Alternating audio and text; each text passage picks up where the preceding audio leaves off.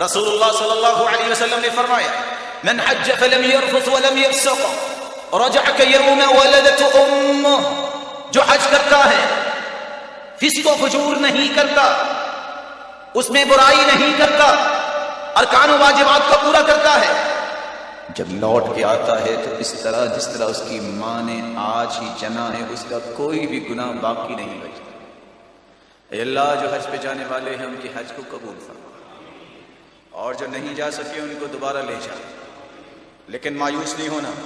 کچھ لوگ کیا کہتے ہیں، بس میری قسمت میں نہیں تھا، میں نہیں جا سکا، رب نے لکھا یا سکا، پریشانی کیا؟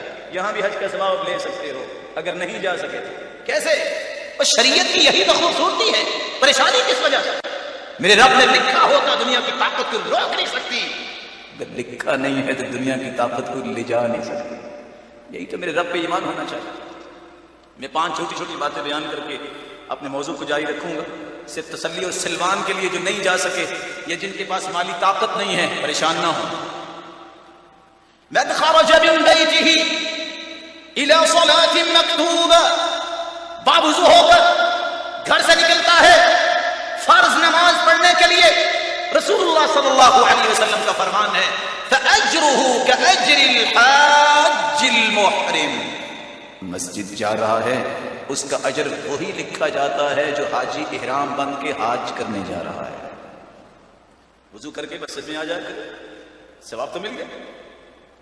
دوسری روایت من غدا الى المسجد لا يريد فيه الا ليتعلم خيرا او يعلمه احدا، وضو کرو مسجد آ جاؤ، کیا لینے؟ نیت کر کے آؤ میں نے دین کی بات سیکھنی ہے یا سکھانی ہے۔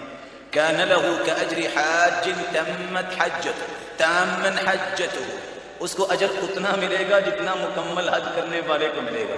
محرومی کیا ہے؟ نہیں پیسہ ہے تو پھر کیا ہے؟ اجر تو ہے، ثواب تو ہے۔ تیسرا طریقہ من صلى الفجر في جماعة ثم قعد يذكر الله عز وجل ثم صلى ركعتين كانت له كأجر حجة وعمرة تامة تامة تامة، فجر کی نماز با جماعت جو پڑھتا ہے پھر اللہ کے ذکر میں مشغول ہو جاتا ہے، پھر سورج نکلتا ہے، سورج نکلنے کے بعد وہ 2 رکعتیں پڑھتا ہے، مکمل مکمل مکمل حج اور عمرے کا ثواب اور اجر اللہ اسے عطا کر دیتا ہے۔ پریشانی کی کیا بات ہے؟ آسان طریقہ یہاں بھی اللہ نے دیا۔ چوتھا طریقہ، صحابہ کہتے ہیں یا رسول اللہ صلی اللہ علیہ وسلم ذهب اہل الدثور بالاجور، مالوں والے تو جیت گئے، اجر لے گئے۔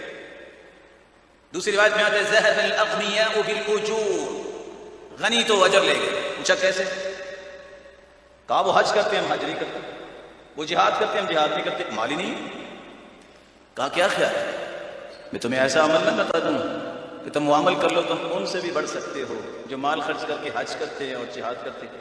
کہا کون سا عمل؟ آپ نے فرمایا نماز کے بعد بیٹھ کے سبحان اللہ الحمدللہ اللہ اکبر یہ 33 مرتبہ کہو اور 34 مرتبہ اللہ اکبر کہہ دو، تمہیں اجر ہم سے زیادہ مل جائے گا۔ اب وہ صحابہ جن کو فکر تھی اجر نہ ضائع ہو، یہ نہیں کہا کہ وہ تو سب کچھ لے گئے تو ہمارا کیا بنے گا، وہاں یہ نہیں کہا کہ کوئی نسخہ بتائیں کہ ہمارا مال ان کے برابر ہو جائے، اگلی خواہش کی اجر میں برابر ہو جائیں۔ اللہ کے رسول نے جب بتایا کچھ صحابہ چلے گئے، کچھ بیٹھے رہے، جن کو پتہ چلا وہ واپس مڑ کے کہتے ہیں خیر ہے آج، کہتے ہیں اللہ کے رسول نے ہمیں عمل بتایا۔ اب وہ چھپانے والے تو نہیں تھے، آج تو بڑے سے بڑا تاجر بھی ان سے کہیں بتائیں کیا کر رہے ہیں، کہتے ہیں نا یہ راز ہوتا ہے، یہ جو لائن میں نے اختیار کی ہوئی یہ نہیں بتا سکتا۔ عبد الرحمن بن عوف سے کسی نے پوچھا کہ راز ہی بتا دے، آپ کو تجارت میں اللہ نے نفع کیوں دیا اتنا؟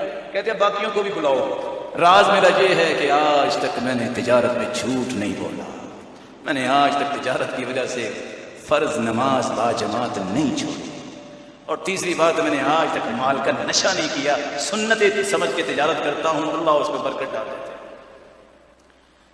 ذکر کر لو پابندی کے ساتھ، آج جمعے کا ثواب پھر بھی مل جائے گا، اور کچھ بھی نہیں ہو سکتا، نیت ہی کر لو یا اللہ مجھے مال دے دے میں بھی حج کروں۔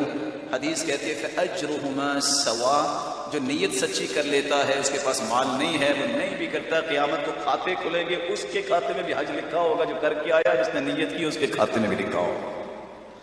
اللہ مجھے اور آپ کو ان باتوں کو سمجھ کے اختیار کرنے کی توفیق